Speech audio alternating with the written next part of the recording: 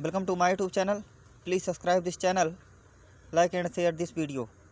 हमने इसके पहले वाली वीडियो में हमने वेस्पर थ्योरी के बारे में बताया हुआ था और उसमें हमने NH3 का एग्जांपल दिया हुआ था कि किस तरीके से वेस्पर थ्योरी अमोनिया मालिक्यूल पर ये लागू होता है, उस पर अप्लाई होता है।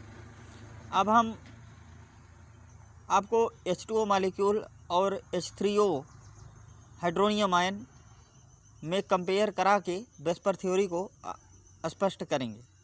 देखिए, वेस्पर थ्योरी के बारे में हमने आपको इतना बताया था कि ये जो वेस्पर थ्योरी होती है, इसमें वेस्पर थ्योरी से किसी मॉलिक्यूल के बॉन्ड एंगल का जो है कंक्लूजन निकलता है। कहने का मतलब ये हुआ कि बॉन्ड एंगल इससे जो है निर्धारित होता है। अब देखते हैं हम H2O मॉलिक्यूल और H3O मॉलिक्यूल के बीच में जो है किस तरीके से डिफरेंस करने में वेस्पर थ्योरी उपयोगी है। अब यहाँ पर देखिए, हम लिखते हैं H2O। ये देखिए H2O मॉलिक्यूल है। अब इसका हम स्ट्रक्चर बनाते हैं। ये देखिए ऑक्सीजन है,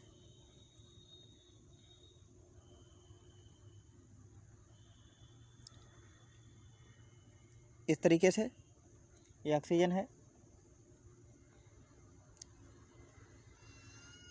इसको चारों तरफ 8 इलेक्ट्रॉन हो गए। अब यहाँ से ये हाइड्रोजन बॉन्डेड है और यहाँ से नीचे से ये 2 इलेक्ट्रॉन है, यहाँ से हाइड्रोजन बॉन्डेड है। और इसका दूसरा स्ट्रक्चर देखते हैं। ये देखिए ऑक्सीजन है, यहाँ से हाइड्रोजन लगा हुआ है, यहाँ से ये हाइड्रोजन लगा हुआ है। देखिए लुईस स्ट्रक्चर है, इसको हम क्या कहेंगे, लुईस स्ट्रक्चर। ये लुईस स्ट्रक्चर है, ये इस तरीके से लगा हुआ है।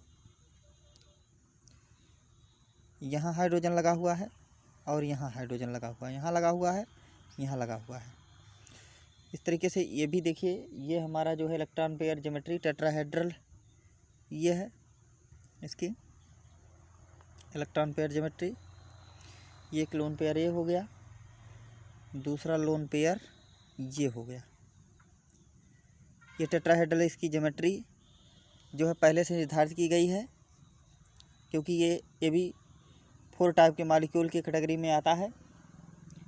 अब यहाँ पर देखिए, इसका जो मॉलिक्यूलर ज्योमेट्री होता है, जो एक्चुअल ज्योमेट्री होता है, वो इस तरीके से ये होता है। अगर हम बॉन्ड एंगल को सही दिखाएं तो इस तरीके से इसमें 2 लोन पेयर ऊपर हो गए और यहाँ पर 2 बॉन्ड पेयर नीचे हो गए।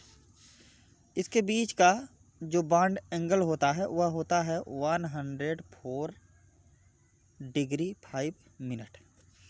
तो देखिए यही है, यहाँ पर आप बॉन्ड एंगल पर ध्यान दीजिए, ये 104 डिग्री 5 मिनट है। अब जैसे ही हम जो है, अब मान लीजिए ये H2O है, अब हम इसको H3O आयन बनाना चाहते हैं। इसमें एक हाइड्रोजन हम जो है और जोड़ना चाहते हैं।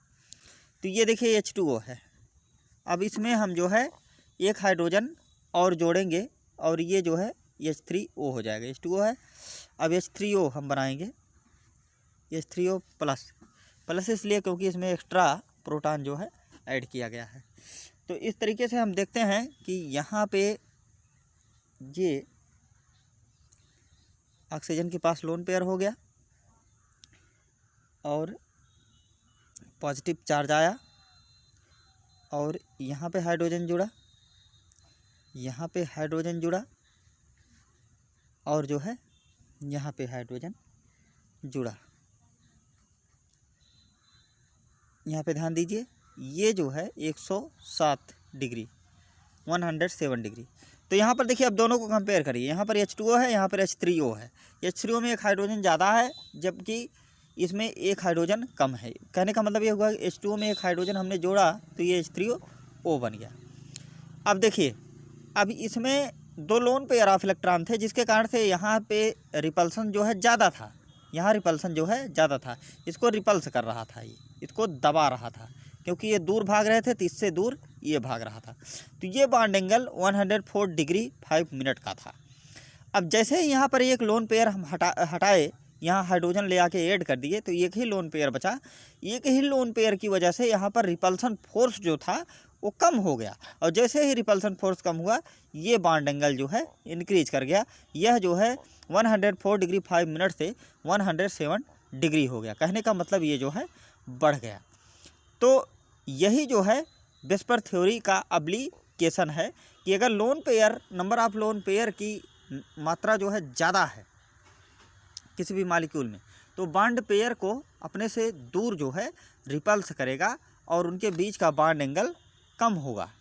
और जैसे ही लोन पेयर को हम ख़त्म करते हैं या कोई ऐसा मॉलिक्यूल लेते हैं जिसमें जो है केवल एक ही लोन पेयर मॉलिक्यूल हो, जिसमें केवल एक ही लोन पेयर ऑफ इलेक्ट्रॉन हो, तो जो बॉन्ड पेयर का बॉन्ड एंगल होगा वो जो है तुरंत ही बढ़ जाएगा।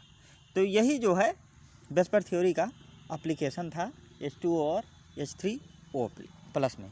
अमोनिया का हम ऑलरेडी बता चुके हैं।